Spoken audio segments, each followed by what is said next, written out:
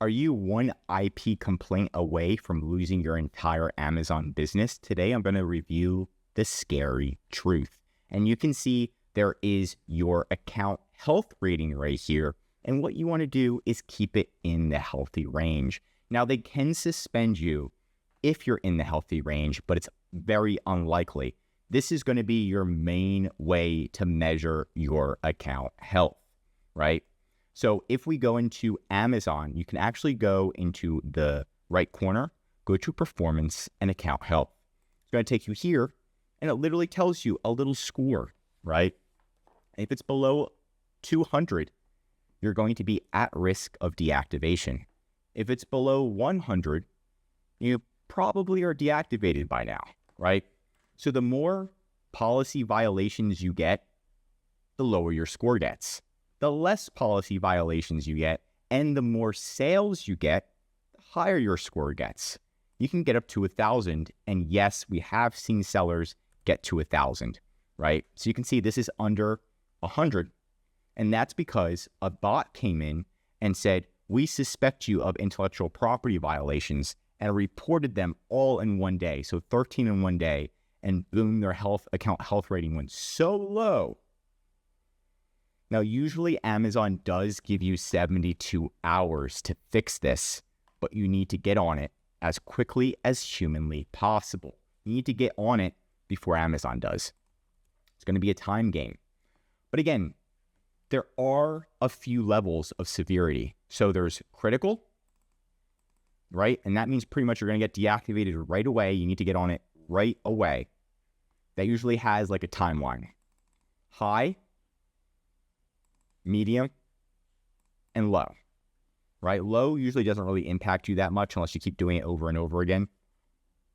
That's going to be like a title violation or something, or an image violation, something very, very low.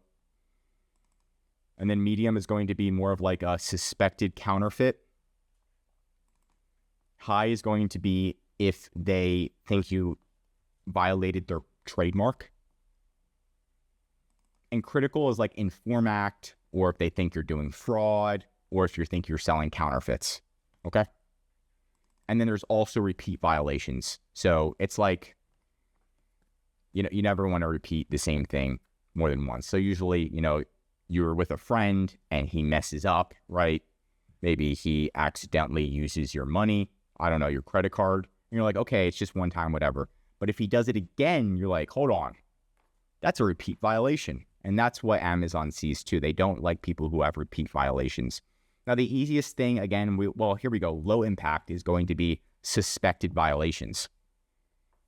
Medium impact is IP complaints. So he's using my trademark. And then high is counterfeit, because counterfeits are the worst. Amazon hates counterfeits because there's pretty much a lawsuit against them all the time about selling fakes. If it's real and you're just kind of violating their trademark, you're like, oops. And then repeating is very bad. So the first IP incident, they're like, okay, look, it's fine. Then you repeat it again, and Amazon's like, look, stop it. It's a repeat violation. And you repeat it again, then Amazon, boom, they take off 100 points, and you're pretty much going to get suspended.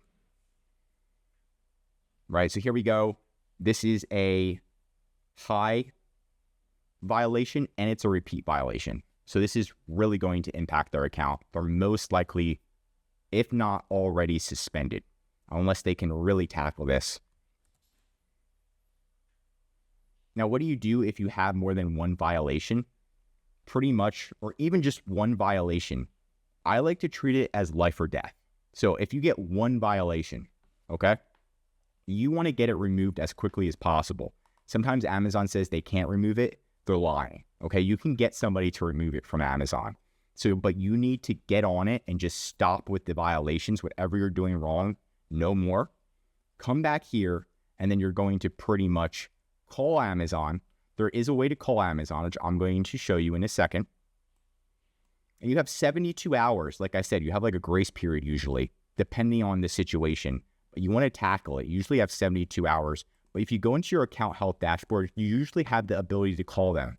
If you can't call them, that means you're not a professional seller. So you need to go into your account info and upgrade to a professional seller. You can just Google that. It'll be very, very easy.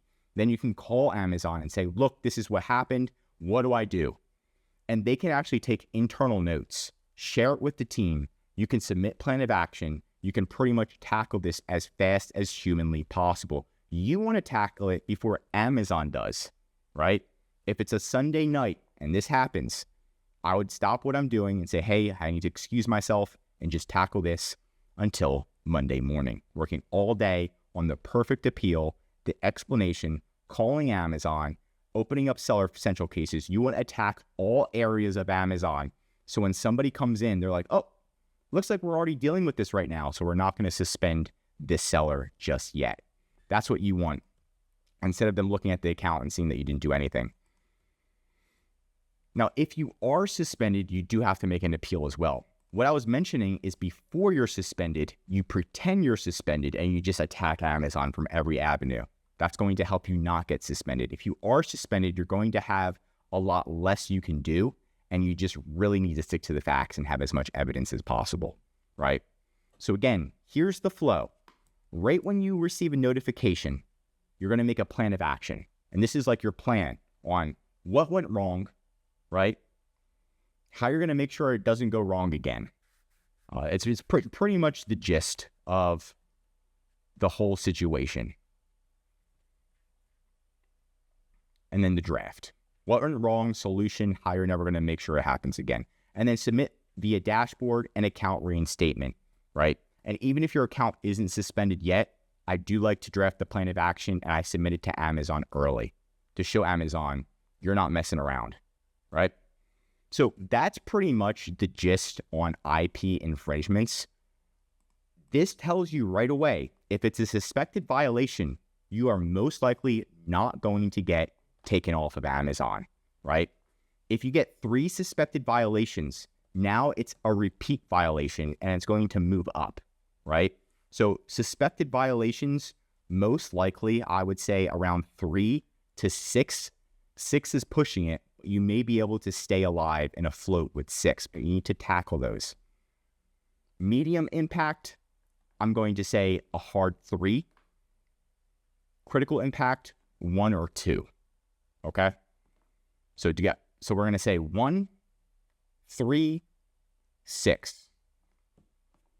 And that's pretty much the gist of it, depending on what type of impact it is and if it's repeat or not, right? But any impact you're going to need to tackle as quickly as humanly possible to make sure you're good to go.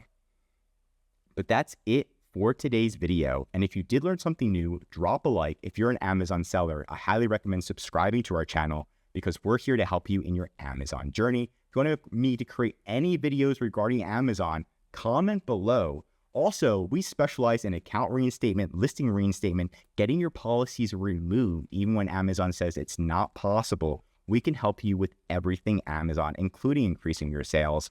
I'm Josh Hackett, CEO of EHP Consulting Group, and just comment below or click the link below to contact us or schedule a call, and I'm signing out.